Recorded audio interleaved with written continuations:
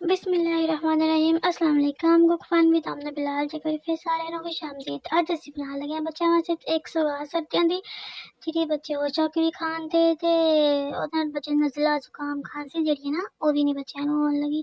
ਬੜੀ ਆਸਾਨ ਰੈਸਿਪੀ ਹੈ ਤੇ ਖਜੂਰਾਂ ਨੇ ਸ਼ਹਿਦ ਹੈ ਤੇ ਬਦਾਮ ਅਖਰੋਟ ਪਿਸਤਾ ਕਰੀ ਇਹਨਾਂ ਸਾਰਿਆਂ ਨੂੰ ਨਾ ਪਿਸਵਾ ਕੇ ਨਾ ਜਾਂ ਖੁਦ ਪੀਸ ਕੇ ਤੇ ਰੱਖ ਲੈਣਾ ਠੀਕ ਹੈ। ਤੇ 15-20 ਖਜੂਰਾਂ ਲਈਆਂ ਉਹਨਾਂ ਨੂੰ ਅੱਛੀ ਤਰ੍ਹਾਂ ਨਾ ਇਸ ਤਰ੍ਹਾਂ ਕੁੱਟ ਲੈਣਾ ਹੈ, ਦੋ ਡੰਡੇ ਵਿੱਚ ਨਾ ਕੁੱਟ ਲੈਣਾ ਵੇ ਠੀਕ ਹੈ। ਦੋ ਡੰਡੇ 'ਚ ਕੁੱਟ ਕੇ ਤੇ ਨਾਲ ਇੱਕ ਚਮਚ ਜਿਹੜਾ ਮਿਕਸ ਮੇਵੇ ਨੇ ਸਾਡੇ ਪੀਸੇ ਹੋਏ ਉਹ ਨਾ ਇੱਕ ਚਮਚ ਜਿਹੜਾ ਨਾ ਉਹ ਪਾਉਣਾ ਪਹਿਲੇ ਇੱਕ ਚਮਚ ਪਾ ਕੇ ਅੱਛੀ ਤਰ੍ਹਾਂ ਮਿਕਸ ਕਰਨਾ ਹੈ। ਮਿਕਸ ਕਰਕੇ ਫਿਰ ਦੁਬਾਰਾ ਆਸਤਾ ਨਾ ਪਾਉਂਦਿਆ ਜਾਣਾ ਹੈ ਠੀਕ ਹੈ।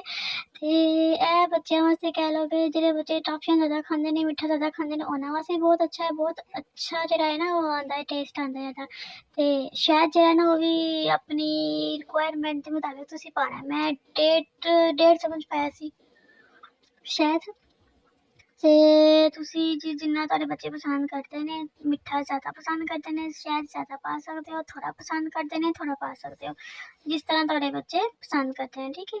ਤੇ ਜਿਹੜਾ ਨਾ ਇੱਕ ਟਿਪ ਦੇ ਵਿੱਚ ਐਵੇਂ ਕਿ ਜਿਹੜੇ ਮਿਕਸ ਮੇਵੇ ਨੇ ਨਾ ਉਹ ਇੱਕੋ ਵਾਰੀ ਨਹੀਂ ਵਿੱਚ ਪਾ ਦੇਣੇ ਕਿ ਇੱਕੋ ਵਾਰੀ ਸਾਰਾ ਨਹੀਂ ਪਾਉਣਾ ਹੈ। ਵਿੱਚ ਆਸਤਾ ਇੱਕ ਚਮਚ ਕਰਕੇ ਪਾਉਣਾ। ਅੱਧੀ ਚਮਚ ਪਾ ਲਈ, ਇੱਕ ਚਮਚ ਪਾ ਲਈ, ਮਿਕਸ ਕੀਤਾ, ਫਿਰ ਇੱਕ ਚਮਚ ਪਾਈ, ਫਿਰ ਮਿਕਸ ਕੀਤਾ ਕਿਉਂ ਤਾਂ ਕਿ ਸਾਨੂੰ ਪਤਾ ਚੱਲੇ ਕਿ ਸਾਨੂੰ ਕਿੰਨੀ ਕੁ ਚਾਹੀਦੀ ਹੈ ਰਿਕੁਆਇਰਮੈਂਟ ਜਿਹੜੀ ਨਾ ਅਸੀਂ ਕਿੰਨੀ ਕੁ ਚਾਹੀਦੀ ਹੈ।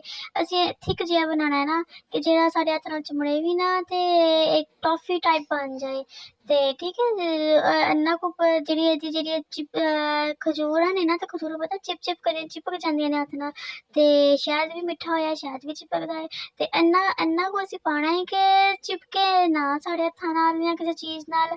ਜਿੰਨਾ ਇਹ ਵੇਖ ਲਓ ਮੈਂ ਬਣਾ ਕੇ ਤੁਹਾਨੂੰ ਆਉਂਦੀ ਪਿਆ ਕੋ ਬਣਾਇਆ ਨਾ ਤਾਂ ਹੁਣ ਨਹੀਂ ਚਿਪਕਿਆ ਲੇਕਿਨ ਥੋੜਾ ਜਿਹਾ ਨਾ ਹਲੇ ਢਿੱਲਾ ਮੈਨੂੰ ਫੀਲ ਹੋਇਆ ਸੀ। ਇਸ ਵਾਸਤੇ ਮੈਂ ਹਲੇ ਹੋਰ ਮੇਵੇ ਪਾ ਕੇ ਨਾ ਮਿਕਸਚਰ ਪਾ ਕੇ ਤੇ ਹੋਰ ਇਹਨਾਂ ਨੂੰ ਮਿਕਸ ਕਰਾਂਗੀ। ਮਿਕਸ ਤੁਸੀਂ ਇਹਦੇ ਨਾਲ ਹੀ ਕਰਨਾ ਦੋ ਡੰਡੇ ਵਿੱਚ ਪਾ ਕੇ ਹੀ ਕਰਨਾ ਤੇ ਚਮਚ ਵਗੈਰਾ ਨਾਲ ਨਾ ਕਰਿਓ ਤਾਂ ਕਿ ਅੱਛੀ ਤਰ੍ਹਾਂ ਨਾ ਵਿੱਚ ਤੱਕ ਜਿਹੜਾ ਨਾ ਮਿਕਸ ਹੋ ਜਾਏ ਅੱਛੀ ਤਰ੍ਹਾਂ। ਚਮਚ ਨਾਲ ਨਹੀਂ ਇੰਨਾ ਹਾਸ ਮਿਕਸ ਹੋ ਲਗਾ ਇਹਦੇ ਨਾਲ ਮਿਕਸ ਹੋਏਗਾ ਤੇ ਬੱਚਿਆਂ ਨੂੰ ਲਾਜ਼ਮੀ ਬਣਾ ਕੇ ਦਿਓ। ਸਰਦੀਆਂ 'ਚ ਤੁਹਾਡੇ ਬਹੁਤ ਹੀ ਕੰਮ ਆਏਗਾ ਤੇ ਰੋਜ਼ ਦੀਆਂ ਇੱਕ ਦੋ ਜਿਹੜਾ ਨਾ ਬੋਲ ਜਿਹੜਾ ਵੇ ਉਹ ਦੇ ਦਿੱਤਾ ਜਾਂ ਕਿਸੇ ਵੀ ਸ਼ੇਪ ਨੂੰ ਤੁਸੀਂ ਟਾਫੇ ਦੀ ਸ਼ੇਪ ਦਾ ਬਣਾ ਲਵੋ ਬੋਲ ਦੀ ਸ਼ੇਪ ਦਾ ਬਣਾ ਲਓ। ਮੈਂ ਤਾਂ ਬੋਲ ਦੀ ਸ਼ੇਪ ਦਾ ਬਣਾਇਆ ਸੀ ਤੇ ਮੇਰੇ ਬੱਚੇ ਨੇ ਤੇ ਮੂੰਹ ਵੀ ਨਹੀਂ ਲਾਇਆ ਹੈ।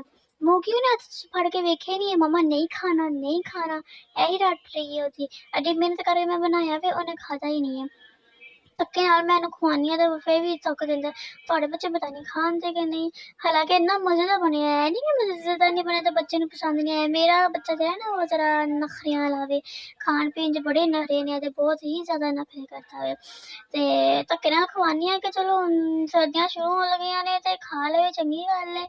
ਤੇ ਜਿਹੜਾ ਨਾ ਇੱਥੇ ਅਸੀਂ ਕੱਟ ਲੈਣਾ ਸਾਰਾ ਮਿਕਸਚਰ ਜਿਹੜਾ ਵੇ ਨਾ ਕੱਟ ਲੈਣਾ ਵੇ ਤੇ ਇਹਦੇ ਛੋਟੇ ਛੋਟੇ ਨਾ ਪਿਆਰੇ ਜਿਹੇ ਬਾਉਲ ਬਣਾ ਲੈਣੇ ਨਿੱਕੀਆਂ ਨਿੱਕੀਆਂ ਗੇਂਦੀਆਂ ਜਿਹੀਆਂ ਬਣਾ ਲੈਣੀਆਂ ਹੈ। ਨੀਂਦ ਆ ਗਈ ਨਿੱਕੇ ਨਿੱਕੇ ਜਿਹੜੇ ਨਾ ਗੇਂਦੀਆਂ ਬਣਾ ਲੈਣੀਆਂ ਨੇ ਜਾਂ ਬੋਲ ਕਹਿ ਲਓ ਤੁਸੀਂ ਇਹ ਬੋਲ ਬਣਾ ਲੈਣੇ ਨੇ। ਤੇ ਇਹ ਬਹੁਤ ਹੀ ਮੈਂ ਬੱਚੇ ਕੀ ਵੱਡੇ ਵੀ ਬੜੇ ਸ਼ੌਕ ਨਾਲ ਖਾਂਦੇ ਨੇ। ਮੇਰੇ ਹਸਬੈਂਡ ਨੂੰ ਬੜਾ ਪਸੰਦ ਆਇਆ ਤੇ ਉਹ ਖਾਂਦੇ ਨੇ। ਅੱਬੂ ਜੀ ਨੇ ਉਹ ਵੀ ਖਾ ਲੈਂਦੇ ਨੇ ਹਸਬੈਂਡ ਨੇ ਮੇਰੇ ਉਹ ਵੀ ਖਾ ਲੈਂਦੇ ਨੇ ਤੇ ਸਾਡੇ ਹੋ ਗਏ ਤਿਆਰ ਤਕਰੀਬਨ 10 ਤੋਂ 15 ਮਿੰਟ ਲੱਗੇ ਨੇ ਇਹਨੂੰ ਤਿਆਰ ਕਰਨ 'ਚ ਟੋਟਲ। ਤੇ ਇਹ ਤਿਆਰ ਹੋ ਗਏ ਨੇ ਮੇਰੇ ਇੱਕ ਹਫ਼ਤੇ ਦੀ ਰੈਮੇਡੀ ਜਿਹੜੀ ਨਾ ਤਿਆਰ ਹੋ ਗਈ ਤੇ ਬੱਚਿਆਂ ਨੂੰ ਦਿਓ ਖਵਾਓ ਤੇ ਸਾਡੀ ਰੈਸਿਪੀ ਹੋ ਗਈ ਤਿਆਰ। ਓਕੇ ਜੀ ਅੱਲਾ ਹਾਫਿਜ਼ ਅਗਲੀ ਰੈਸਿਪੀ 'ਚ ਮਿਲਾਂਗੇ।